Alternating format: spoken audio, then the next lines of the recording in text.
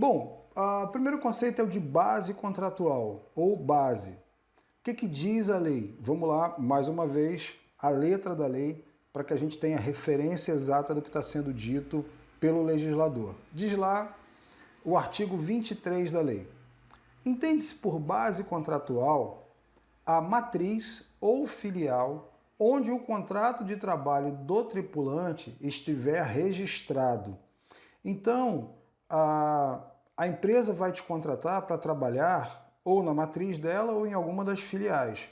E ela vai usar o endereço para contratação. E aí, grifo meu, por isso que está ali em itálico, aeroporto. A sua base vai ser o aeroporto onde a empresa vai te contratar para trabalhar.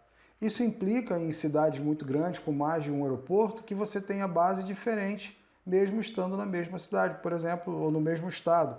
Como, por exemplo, São Paulo, você pode ter base Congonhas ou base Guarulhos.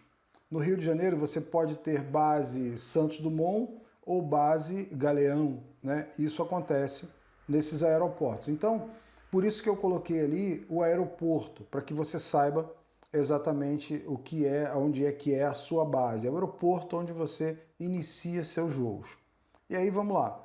O artigo 25 diz o seguinte: será fornecido pelo empregador, pela empresa, transporte gratuito aos tripulantes de voo e de cabine, piloto, copiloto ou os comissários de voo, sempre que se iniciar ou finalizar programação de voo em aeroporto situado a mais de 50 quilômetros de distância do aeroporto definido como base contratual. Então, você tem a base, que em tese é onde você vai iniciar e terminar os seus voos.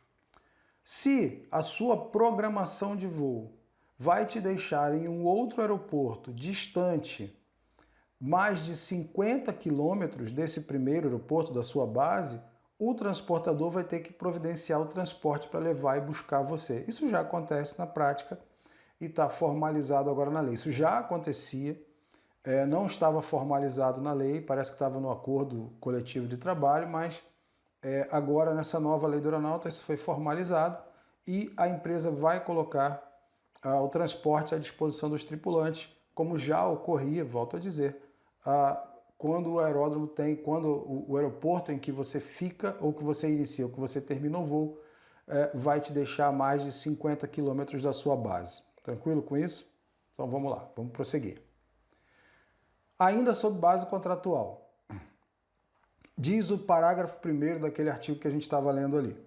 O tempo de deslocamento entre o aeroporto definido como base e aeroporto designado para início do voo será computado na jornada de trabalho e não será remunerado. Ou seja, ele conta para o tempo de trabalho, você tem um tempo para trabalhar.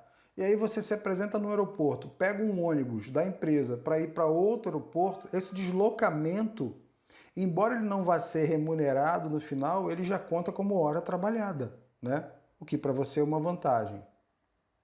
Principalmente no percurso entre São Paulo e Guarulhos, entre Congonhas e Guarulhos, né? Isso é fundamental.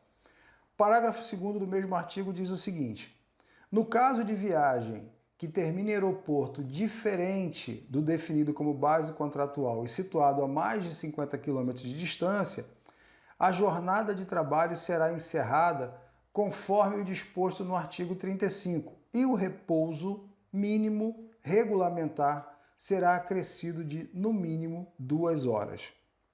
A gente vai ver quando é que é encerrada a jornada, mas aí a jornada ela é encerrada 30 minutos após o corte dos motores, né?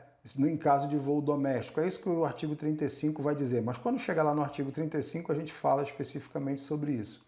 Mas o que é importante entender aí é que se você termina um voo a mais de 50 km da sua base, você já tem 2 horas acrescida ao repouso, né? Isso é importante.